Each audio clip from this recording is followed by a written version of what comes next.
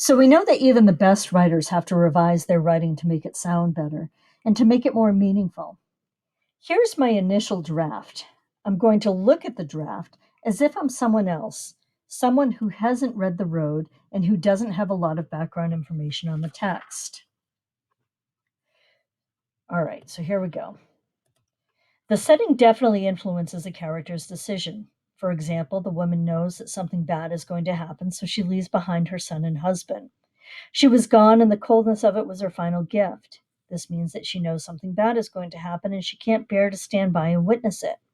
McCarthy wants his audience to understand that the setting is so bad that a mother would be willing to leave the husband she loves and her son. Okay, so even though it's not great, it serves the purpose of first draft writing. I was able to get my ideas on paper. But as you can see, it falls far short of the word count. So it only has 88 words instead of the recommended 300 to 500. This probably means that I don't have enough evidence or analysis in my paragraph. So the first thing that I'm going to do is look at my topic sentence. But before I begin revising, I'm going to copy and paste the original so that I can compare my two drafts when I'm finished. I want to make sure that it answers what I call the what why. So, what is the main idea and why does it matter?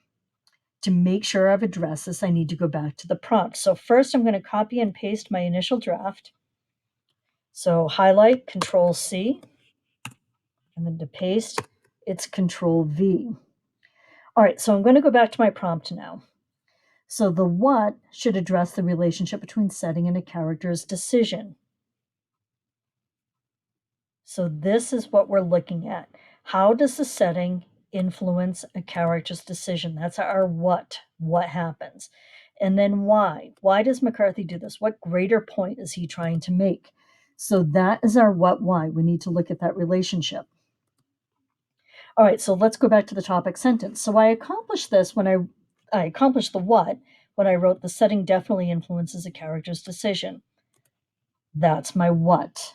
So what is the idea that I'm going to explore? But I dropped the ball on the why because I don't mention McCarthy's purpose at all. So I'm going to revise that. So let's type from here. We're going to highlight this blue to stay consistent with what we've done in the prompt. So in order to establish a purpose.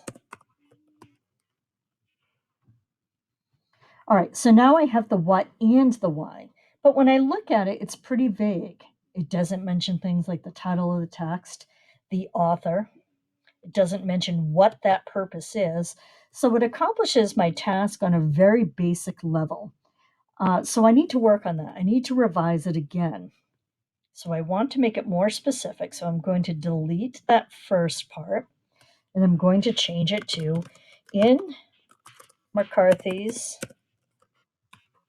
So now I have the author, novel, I have the genre, The Road. Now I also have the title, the hostile setting. So what kind of setting? It's a hostile setting.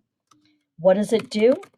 It influences the woman, not just a character or a specific character, the woman. What does it influence her to do? To leave her husband and son. And now we're into our why.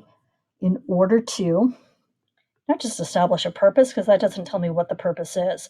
So in order to make the reader understand just how bad things are.